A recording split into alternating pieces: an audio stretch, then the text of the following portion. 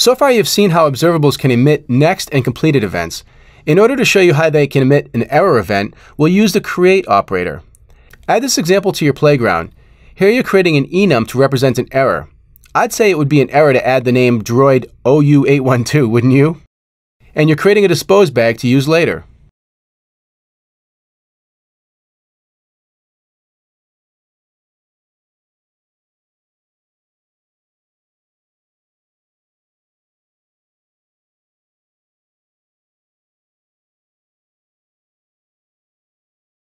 Now add this code to create an observable using the create operator.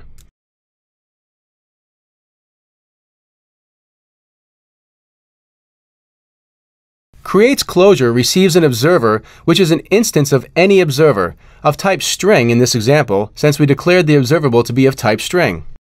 As you can see, the closure must return a disposable, and the create operator itself returns the observable of type string here. Add this code within Create's closure to comply with the return requirement.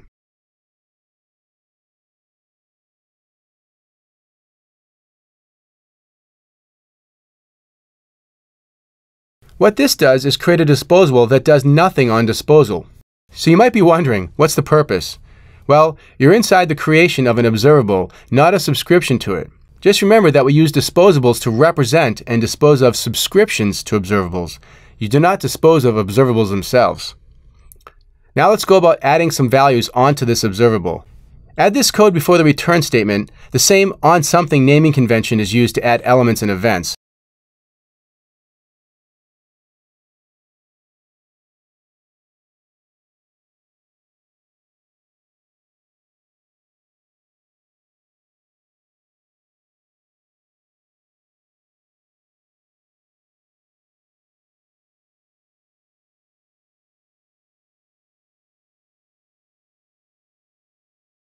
You added 3 next events and then a completed event. The observable will emit those next events and then the completed event to its subscriber. To see that in action, add a subscription, this time handling all the events and the disposed handler, and add it to the dispose bag.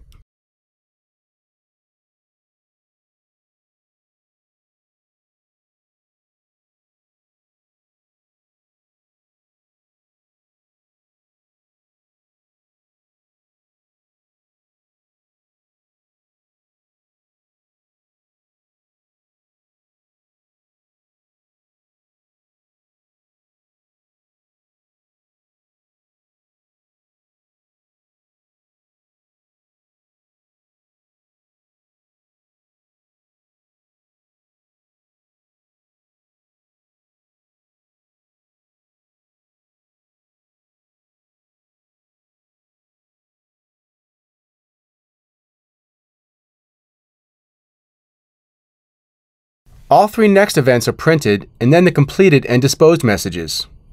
Now comment out the onCompleted line, and right below the first onNext of R2D2, add an error using onError and pass the enum you defined earlier.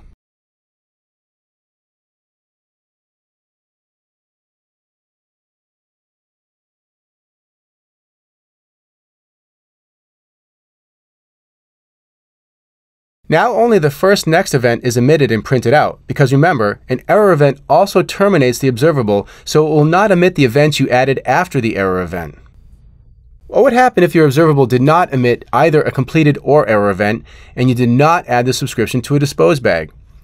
Comment out adding it to the dispose bag and the onError line.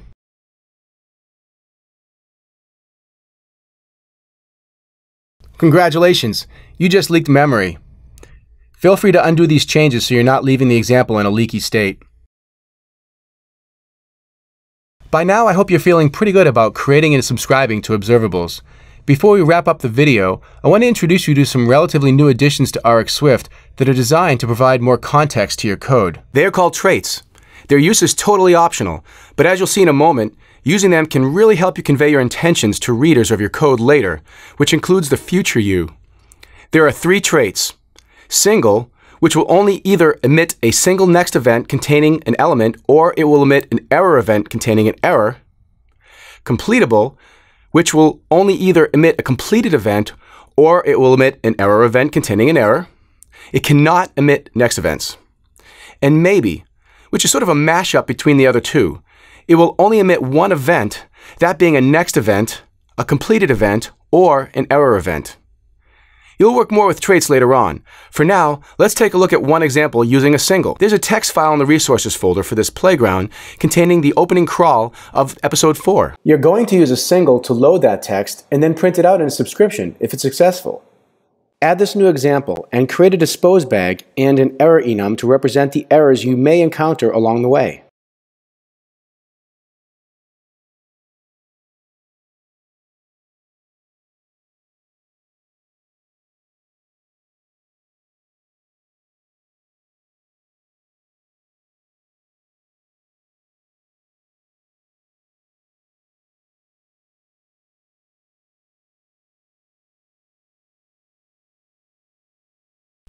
Now add this code to the example, which will attempt to load text from a file on disk with the name you provide, and it will return a single of string representing that attempt.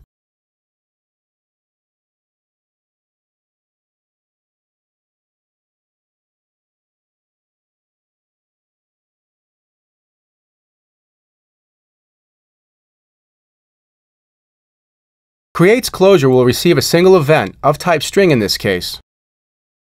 Also note that this create also requires that you return a disposable. So at the top, inside the closure, go ahead and create one and then return it, leaving a few lines in between because that's where you're going to put your code next.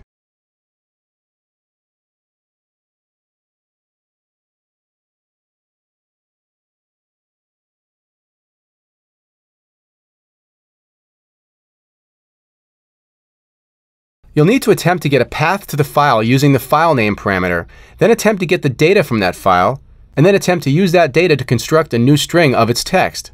If any of those attempts fail, you'll need to add the respective error onto the single. If all goes well, then you'll add that string onto the single. Alright, let's get to work. First, use a guard to get the path using the standard file manager API.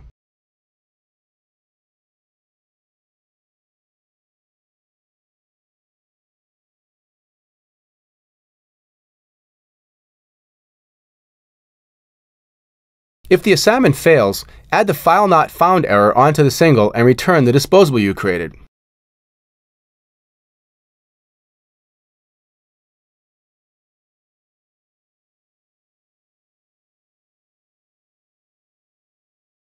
Notice that the parameter you pass to a single is a single event of, in this case, type string.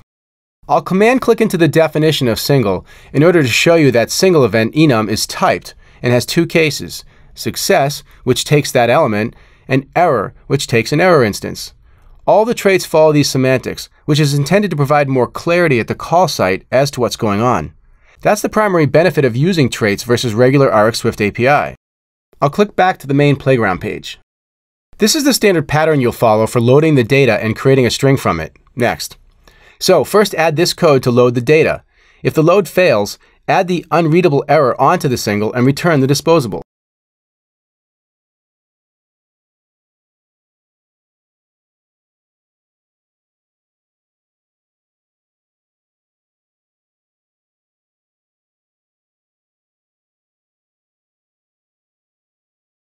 Now you can go ahead and use that data to construct a new string, once again adding an error, encoding failed this time, and returning the disposable if the initialization of the string fails.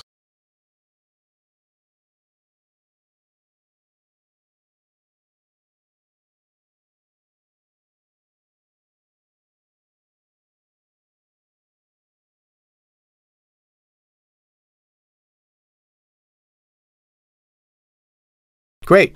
So if you made it this far, you have successfully read in the text from the file, so add that string onto the single.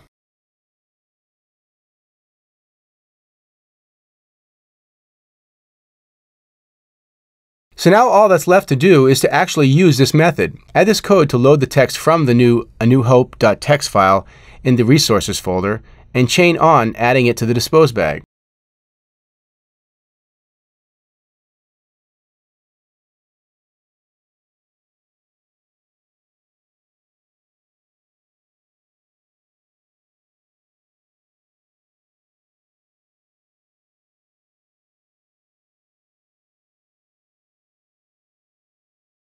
Now, inside the subscribe handler, switch over the event passed in. This time I'm just using a default argument, but feel free to give it a name if you'd prefer. In each case, just bind the associated value and print it out.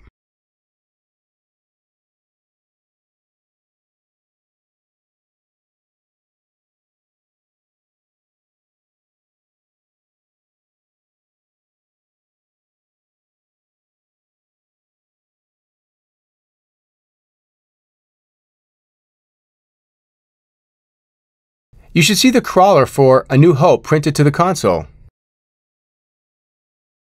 If you change the file name, you should get an error instead.